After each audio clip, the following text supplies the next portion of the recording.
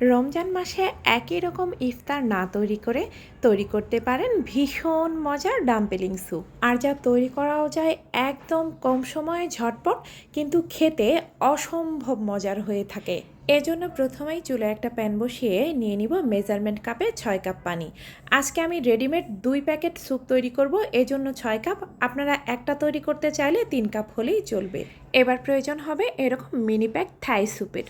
আমি ম্যাগিরটা ব্যবহার করেছি, আপনারা চাইলে অন্য যে কোনো ব্র্যান্ডেরটা ব্যবহার করতে পারেন। প্রথমেই নেড়েচেড়ে সব কিছু পানির সাথে ভালোভাবে মিশিয়ে নিব। আর অবশ্যই খেয়াল রাখবেন এতে যেন কোনো দলা বা লাম্পস না থাকে। এবার স্যুপের স্বাদ বাড়ানোর জন্য ব্যবহার করব স্বাদ অনুযায়ী কিছুটা কাঁচামরিচ কুচি, হাফ চা চামচ পরিমাণ কালো গোলমরিচের গুঁড়া, 5-6টা লেবু পাতা, দারুণ একটা ফ্লেভারের জন্য। অবশ্যই ব্যবহার করার চেষ্টা করবেন, এতে করে স্বাদও বেড়ে যায় দ্বিগুণ। আরও দিয়ে দিব 4 থেকে 5 টেবিল চামচ পরিমাণ টমেটো ক্যাচাপ, চাইলে টমেটো সসও ব্যবহার করা যেতে পারে। এবার একবার নেড়েচেড়ে সব কিছু ভালোভাবে মিশিয়ে নিব। মেশানো হয়ে গেলে এর সাথে অ্যাড করে দিব 3 টেবিল চামচ পরিমাণ সয়া সস আর স্বাদ অনুযায়ী কিছুটা লবণ। লবণটা অবশ্যই বুঝে দিতে হবে, কারণ আমরা যে সসগুলো ব্যবহার করেছি তাতেও কিন্তু লবণ থাকে। মোটামুটি উপকরণগুলো মেশানো শেষ। এবার অপেক্ষা করব স্যুপটা খানিকটা গরম হয়ে আসা পর্যন্ত। আর এই তো স্যুপটা কিছুটা গরম হয়ে এসেছে। এবারে অ্যাড করার পালা এসেছে ডাম্পলিং। আমি এখানে হোমমেড চিকেন ডাম্পলিং ব্যবহার করেছি। আপনারা চাইলে রেডিমেড মোমো শিট কিনে সেটা দিয়ে চিকেন ডাম্পলিং তৈরি করে নিতে পারেন। এছাড়াও চিকেন ডাম্পলিংয়ের রেসিপি অলরেডি আমার চ্যানেলে দেওয়া আছে, চাইলে দেখে নিতে পারেন। আর এই মোমোগুলো আজকেই তৈরি করেছি, আর তৈরি করতে তেমন একটা সময় লাগে না। আপনাদের সুবিধার্থে ছোট করে রেসিপিটা বলে দিই। প্রতি 2 কাপ ময়দাতে 1 কাপ পরিমাণ কর্নফ্লাওয়ার আর সামান্য পরিমাণ লবণ মিশিয়ে এতে কুসুম গরম পানি দিয়ে ডোটা তৈরি করে নিতে হবে।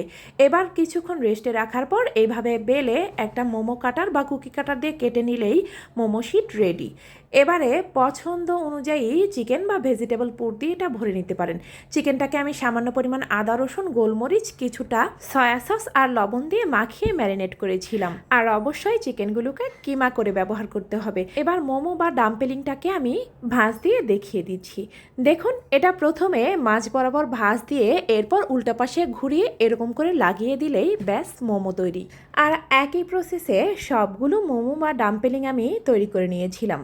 এবার আর কি, ডাম্পলিংগুলো স্যুপে দিয়ে ফুটিয়ে নেওয়ার পালা। সবগুলো ডাম্পলিং বা মোমো যোগ করা হয়ে গেলে এবার তলা থেকে একটু আলতো হাতে নেড়ে দিতে হবে। খুব বেশি এ পর্যায়ে নাড়াঘাটা করা যাবে না, তাহলে মোমোগুলো ভেঙে যাওয়ার সম্ভাবনা থাকে।